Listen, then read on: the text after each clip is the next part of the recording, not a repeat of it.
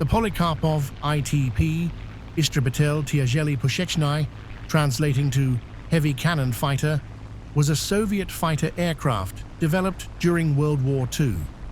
Conceived as a heavily armed aircraft capable of dealing with heavily armored targets, the ITP's development story is intertwined with the challenges faced by the Soviet aviation industry and the shifting priorities during the war years. Though it never entered mass production, the ITP was a significant attempt by Soviet aircraft designers to create a new class of fighters that could rival the latest enemy aircraft. Genesis of the ITP concept. The concept of the ITP originated from the Soviet Union's need for a fighter that could effectively counter new German heavy bombers and fighters, as well as armored ground targets like tanks and convoys.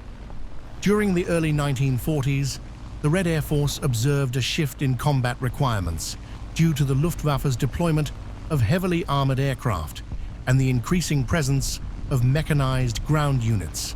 In response, Soviet designers began to explore fighters equipped with powerful cannon armaments. Nikolai Nikolaevich Polikarpov, often referred to as the King of Fighters, was a prominent Soviet aircraft designer who had already established a strong reputation with designs such as the I-16, I-153, and the I-180. With the success of these aircraft and the growing necessity for heavily armed fighters, Polikarpov was tasked to create a specialized heavy fighter platform. The ITP project was initiated in 1940 as part of this shift, aimed at producing an aircraft that could carry large-caliber cannons while maintaining sufficient speed and agility to compete with German fighters. Design and development. The ITP was designed as a monoplane with an all-metal construction, a low-wing configuration, and a retractable landing gear system. Its airframe shared some similarities with Polikarpov's earlier designs, though it was significantly larger to accommodate the intended armament and engine configuration. One of the distinctive characteristics of the ITP was its intended armament. It was to be equipped with either a pair of 37mm cannons or a combination of 20mm and 23mm cannons. This heavy weaponry was meant to enable the aircraft to destroy armored targets and enemy bombers with a minimal number of hits. The ITP's design went through multiple iterations as Polikarpov's team experimented with different engines and structural layouts. The initial prototype, designated ITP M1, was built to use the Klimov M107P engine, a powerful, liquid-cooled inline V12 engine. However, the M107P was plagued by technical difficulties and production delays, which hindered the prototype's completion and testing. As a result, the first prototype was not ready until mid-1941, by which point the German invasion of the Soviet Union, Operation Barbarossa, had drastically altered the development priorities of Soviet aviation. Prototyping and testing. The ITP M1 made its maiden flight in February 1942. During flight testing, it demonstrated promising characteristics, including good stability and maneuverability.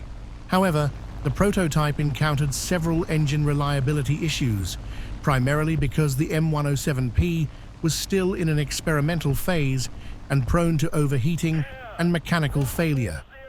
These problems delayed further testing and necessitated a redesign using an alternative engine.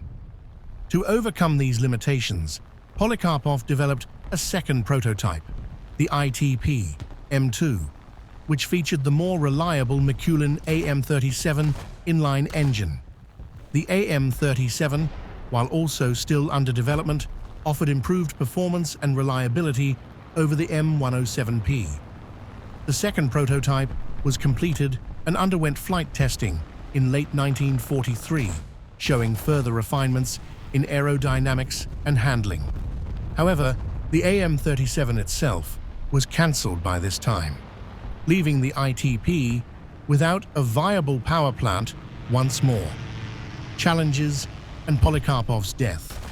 The development of the ITP was plagued not only by technical difficulties, but also by logistical and strategic setbacks. The shifting focus of Soviet aviation production towards simpler and more reliable fighters like the Yak-1, Lai-GG-3, and later the Yak-9 and Lai-5 meant that resources for experimental projects like the ITP were limited. Furthermore, the death of Nikolai Polikarpov in July 1944 dealt a serious blow to the project. Polikarpov's passing not only meant the loss of the ITP's primary advocate, but also led to the reallocation of his design bureau's personnel and resources to other priority projects. Cancellation and legacy. By the time of Polikarpov's death, the ITP was still far from being a viable production aircraft. The Soviet High Command had already shifted its focus towards more modern designs that were already in the late stages of testing or production. In the context of wartime urgency, projects like the ITP, which still required significant development, were deemed unnecessary distractions. Consequently, the ITP project was formally cancelled in 1945, with only 2 prototypes completed and tested. Despite its failure to reach mass production, the ITP project offered valuable lessons for Soviet aircraft designers.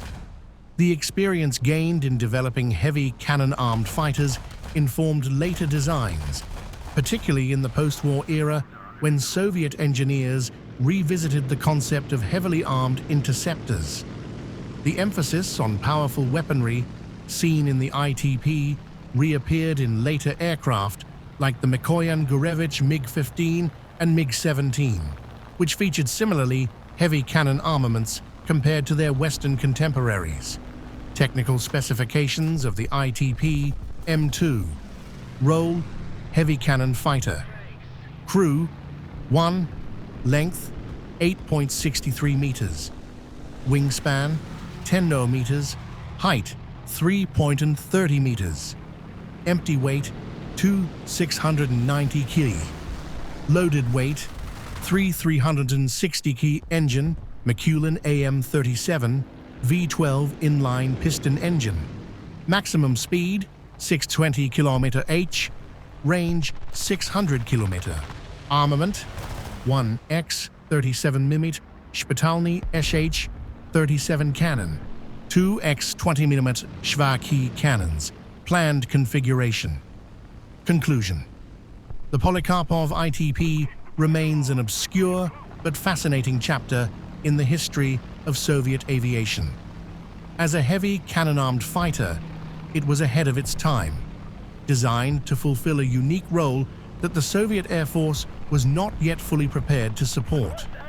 While it did not succeed as a production aircraft, its development showcased the technical ambitions of Soviet designers during a period of extreme duress and rapid evolution in air combat.